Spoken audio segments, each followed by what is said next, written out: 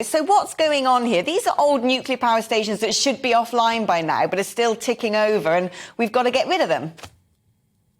Well, good afternoon. It's great to be with you. And this is a very complicated subject, so I'm not surprised you've been trying to get your head around it. Indeed, it took us quite a lot of time in the public accounts to do just that. But let me try and explain what's going on. So we've already had the first lot of nuclear power stations has already gone offline, and most of them have been defueled. That's the Magnox power stations. The next generation of power stations were these advanced gas-cooled reactors, and they will come to the end of their life by 2028. Now, we have asked in the Public Accounts Committee, in view of the energy crisis that you were referring to, whether there is a technically safe way to enhance their life. But I think we were told relatively clearly that that is unlikely. Therefore, they do have to be commissioned by 2028. And by then, unfortunately, we will only have Hinkley C and the one pressurized water reactor at Sizewell B left. So we will have a dip in the amount of nuclear power that is being generated. At the moment, or in 2021, about 16% of all our power was being generated by nuclear power stations. And that's really important because it can generate 24 hours a day. It provides what's called base load to the electricity grid, whereas photovoltaics or windmills, of course, only work when the sun is shining or the wind is blowing.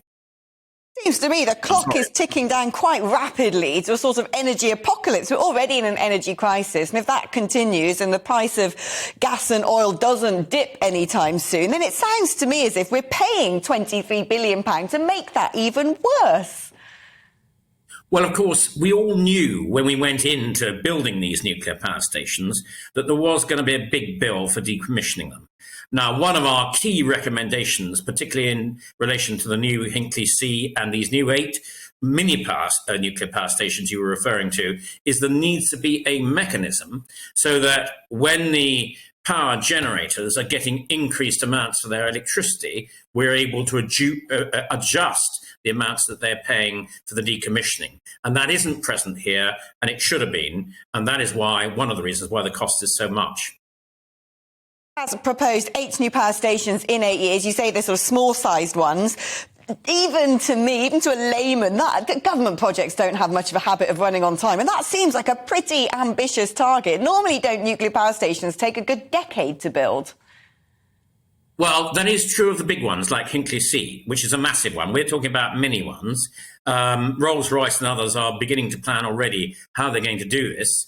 And this is really good news because it will use British companies with British labour rather than having to go to the French and the Chinese. So actually, I'm all in favour of these little mini power stations. And I think we need to think about, as you say, bringing them online as quickly as we can and probably building more of them if we could.